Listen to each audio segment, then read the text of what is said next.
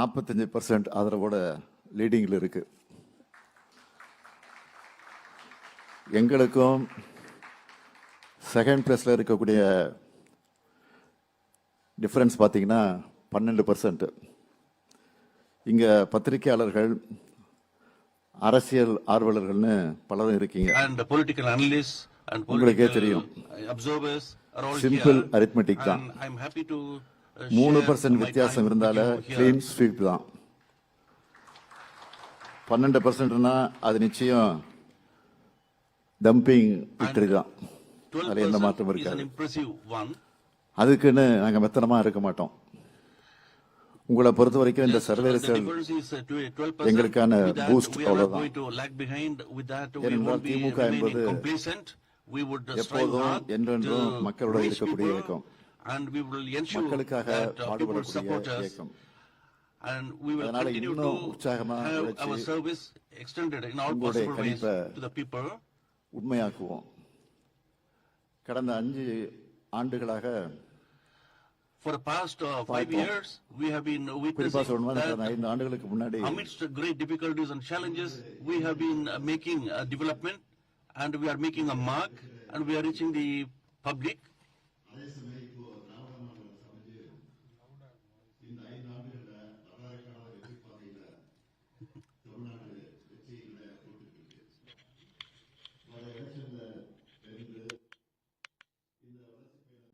See, the Dravidian Model 2.0 has commenced, and we are extending our service in all possible areas.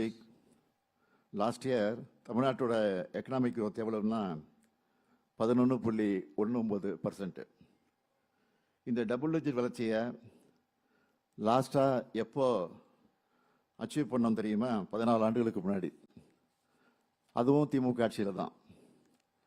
தமிழ்நாட்டுக்கு எதிராக செயல்படுறதுலையும் திமுக அரசுக்கு குடைச்சல் கொடுக்கறதுலையும் கவனமாக இருக்கிற ஒன்றிய அரசாலேயே இந்த வளர்ச்சியை இருக்கு. அந்த லேப் இருக்கு, பள்ளிகளில் லேப் இருக்கு. NIRF தரவரிசையில் தலை சிறந்த 100 கல்லூரிகளில் தமிழ்நாட்டை சேர்ந்த கல்லூரிகளோட எண்ணிக்கை எவ்வளவு தெரியுமா? 33. டாப் 50 ஸ்டேட் யூனிவர்சிட்டியில் 10 யூனிவர்சிட்டிஸ் தமிழ்நாட்டில் தான் இருக்கு. நிதி ஆயோக் வெளியிட்ட SDG குறியீட்டில் 78 புள்ளிகளோட தமிழ்நாடு 2வது இடத்துல இருக்கு. இப்படி எந்த புள்ளி விவரம் எடுத்துக்கிட்டாலும் தமிழ்நாடு டாப்ல இருக்கு. அதனால தான் 65க்கு மேற்பட்ட ஒன்றிய அரசு விருதுகள் தமிழ்நாட்டை தேடி வருது. இப்படி ஏராளமான புள்ளி விவரங்களை என்னால் பட்டியலிட முடியும். இதெல்லாம் சாதாரணமாக நாங்கள் சாதிச்சுடல. ஏராளமான மக்கள் நல திட்டங்களை செயல்படுத்தி எதிர்காலத்துக்கான முதலீடுகளை செஞ்சு அச்சீவ் பண்ணியிருக்கிறோம். திராவிட மாடல் செயல்படுத்த திட்டங்களை பார்த்து பல்வேறு மாநிலங்களில் அந்த திட்டங்களையும் அடாப்ட் பண்ணிக்கணும்னு கேஸ் ஸ்டடி பண்ண ஆஃபீஸர்ஸ் வராங்க. இப்போ கூட எங்களுடைய தோழி விடுதியை மாடலாக எடுத்துக்கிட்டு ஒன்றிய அரசு பட்ஜெட்டில் ஒரு ஸ்கீம் அறிவிச்சிருக்கிறாங்க. எல்லாருக்கும் தரமான மருத்துவத்தை கொண்டு சேர்க்கணும்னு நாங்கள் உருவாக்கின மக்களை தேடிய மருத்துவ திட்டத்தை ஐநா அமைப்பே விருது கொடுத்து பாராட்டியிருக்கு. நாங்கள் பண்ணுறது எல்லாமே முன்னோடி திட்டங்களாக மாறி இருக்கு. 1,30,00,000 மகளிருக்கு மாதந்தோறும் 1000 ரூபாய் உரிமை தொகையாக வழங்குகிறோம். 19,30,000 குழந்தைகளுக்கு காலை உணவு அரசு பள்ளிகளில் படித்து காலேஜுக்கு போகிற மாணவிகளுக்கு புதுமை பெண் திட்டத்திலையும் மாணவர்களுக்கு தமிழ் புத்தகம் திட்டத்திலையும் மாதம் 1000 ரூபாய்னு 12 லட்சம் பேருக்கு வழங்குகிறோம். நான் முதலமைச்சராக பொறுப்பேற்றதும் முதல் கையெழுத்தா விடியல் பயணத்தை அறிமுகப்படுத்தினேன். அதில் இது வரைக்கும் பெண்கள் 880 கோடி ரூபாய் 880 கோடி பயணங்களும், திருநர்கள் 48 லட்சம் பயணங்களையும், மாற்றுத்திறனாளிகள் 7 கோடி பயணங்களையும் மேற்கொண்டிருக்காங்க. இதனால் அவங்களுக்கு மாதந்தோறும் 800 ரூபாய் மிச்சமாகிறது. இப்படி இல்லம் தேடி கல்வி, எண்ணும் எழுத்தும், ஊட்டச்சத்தை உறுதி செய், மக்களை தேடி மருத்துவம், இன்னுயிர் காப்போம், நம்மை காக்கு 48, நலன் காக்கும் ஸ்டாலின், பாதம் காப்போம், இதயம் காப்போம், கலைஞர் கனவு இல்லம், அன்பு கரங்கள் திட்டம், அன்பு சோலை திட்டம், தோழி விடுதி, குறு சிறு நிறுவனங்களுக்கு கடன் உத்தரவாத திட்டம், கலைஞரின் அனைத்து கிராம ஒருங்கிணைந்த வேளாண் வளர்ச்சி திட்டம், கலைஞர் நகர்ப்புற மேம்பாட்டு திட்டம், உங்களுடன் ஸ்டாலின், கலைஞர் கைவினை திட்டம், மாற்றுத்திறனாளிகளுக்கான உரிமை திட்டம், உள்ளாட்சி அமைப்புகளில் மாற்றுத்திறனாளிகளுக்கு நேரடி நியமனம், முதலமைச்சர் கோப்பை, அயோத்திதாச பண்டிதர் குடியிருப்பு மேம்பாட்டு திட்டம், தொல்குடி திட்டம், டாக்டர் கலைஞர் விளையாட்டு உபகரணங்கள் வழங்கும் திட்டம், பேராசிரியர் அன்பழகனார் கல்வி உட்கட்டமைப்பு மேம்பாட்டு திட்டம், பெருந்தலைவர் காமராஜர் கல்லூரி மேம்பாட்டு திட்டம், அண்ணல் அம்பேத்கர் தொழில் முன்னோடிகள் திட்டம், முதலமைச்சரின் தாயுமானவர் திட்டம், முதலமைச்சரின் கிராம சாலை மேம்பாட்டு திட்டம், கல்லூரி மாணவர்களுக்கு மடிக்கணினி திட்டம்னு ஏராளமான திட்டங்களை செயல்படுத்திக்கிட்டு இருக்கிறோம். இதெல்லாம் மக்கள்கிட்ட பெரிய அளவில் ரீச் ஆகியிருக்கு.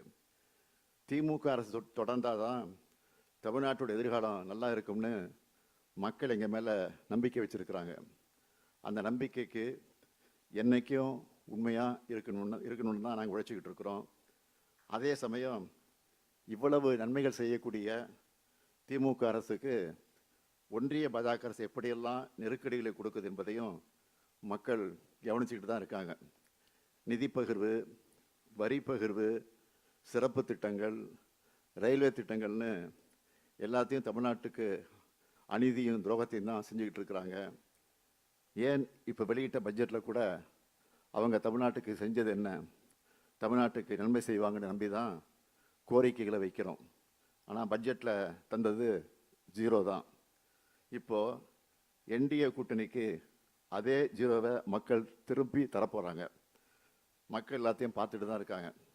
நிர்வாக ரீதியாக இந்த அளவுக்கு இடைஞ்சல் கொடுத்தா ஆளுநரை வச்சும் அவதூறுகளை பரப்பும் அரசியல் ரீதியாக சீண்டி பார்க்குறாங்க. ஊழல் கரைப்படைந்த அத்தனை பேரையும் ஒன்று சேர்த்துக்கிட்டு பொய்களை பரப்பிக்கிட்டு தேர்தலை சந்திக்க வராங்க. இந்த ஊழல் கூட்டணிக்கு பேர் டபுள் இன்ஜின். அந்த டப்பா இன்ஜினோட லட்சணத்தை டெல்லி, உத்தரப்பிரதேசம், பீகார்னு பல மாநிலங்களை பார்த்துக்கிட்டு தான் இருக்கோமே. பாஜகவை பொறுத்த வரைக்கும் வெறுப்பை பரப்பி பிரச்சனைகளை உருவாக்கி அதில் குளிர்காயணும்னு நினைக்கிறாங்க. ஒரே ஒரு எக்ஸாம்பிள் சொல்கிறேன். தமிழ்நாட்டை போலவே அஸ்ஸாம்லேயும் இப்போ தேர்தல் வரப்போகுது. அதுக்கு அஸ்ஸாம் பிஜேபியோட சோஷியல் மீடியா பக்கங்களில் வீடியோக்களை வெளியிட்டு வராங்க. நீங்கள் எல்லாரும் பார்த்துருப்பீங்க. அதில் அந்த மாநிலத்தை சார்ந்த ஆளும் பாஜக முதலமைச்சர் துப்பாக்கியில் குறிவைக்கிற மாதிரி போட்டிருந்தாங்க. அதுவும் யாருக்கு எதிராக? இப்படிப்பட்ட காட்சியை வைக்கிறதுக்கான துணிச்சல் அவங்களுக்கு எங்கேருந்து வந்துச்சு? ஜனநாயக இந்தியாவில் இப்படியெல்லாம் நடக்கும்னு யாராவது நினச்சி பார்த்துருப்போமா? இந்த நிலைமையை தான் இந்தியா முழுக்க ஏற்படுத்தணும்னு அவங்க நினைக்கிறாங்க. அதுக்கு அவங்களுக்கு துணையாக இருக்கிறது 2 விஷயம். ஒன்று அடிமைகள், இன்னொன்று அவதூறுகள். இதையெல்லாம் பயன்படுத்தி ஜனநாயகத்துக்கான அத்தனை விழுமியங்களையும் ஒழிச்சிடணும்னு நினைக்கிறாங்க. அதுக்கு நாட்டில் உள்ள ஜனநாயக சக்திகள் நிச்சயம் இடம் கொடுக்கக்கூடாது. தமிழ்நாட்டுக்கு சேர வேண்டிய நிதியையும் நீதியையும் நிச்சயமாக நாங்கள் பெற்றுத் தருவோம். பாஜகவோட பாசிச அரசியல் தமிழ்நாட்டுக்கு நிச்சயம் நிச்சயம் நிச்சயம் இது எடுபடாது, நிறைவேறாது.